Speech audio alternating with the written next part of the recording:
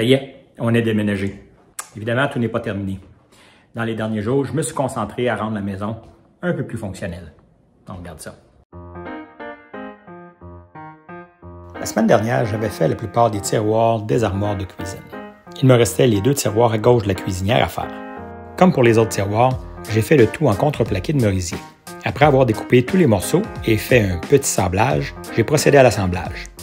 Simplement fait avec de la colle et quelques clous de finition. Par contre, pour le tiroir du haut, on veut un petit tiroir à l'intérieur du plus grand. Alors j'ai fabriqué une petite boîte de la moitié de la superficie du tiroir, d'à peu près 3 pouces d'épais. Comme coulisse, j'ai simplement collé et cloué un morceau de 3/4 de pouce de large de contreplaqué de merisier. La petite boîte pourra simplement glisser dessus. Après 2 couches de finition, j'installe le tout dans le cabinet. Il ne reste qu'à remplir. Et voilà.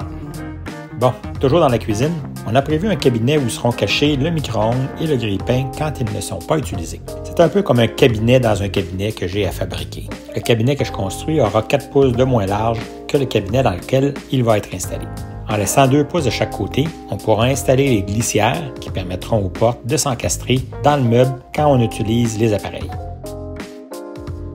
Voilà ce que ça donne. Il y a quelques mois, j'avais aménagé un mur de French cleat dans le garage. C'est parfait, mais j'en ai besoin d'encore un peu plus. Alors, au-dessus de la scie à onglets, j'ai décidé d'ajouter 2 autres longueurs d'environ 16 pieds. Je les ai mises à la même hauteur que celles sur l'autre mur. Une fois installé, je peux rapprocher les outils que j'utilise avec la scie à onglets et avec le banti. Ça va libérer un peu d'espace sur l'autre mur.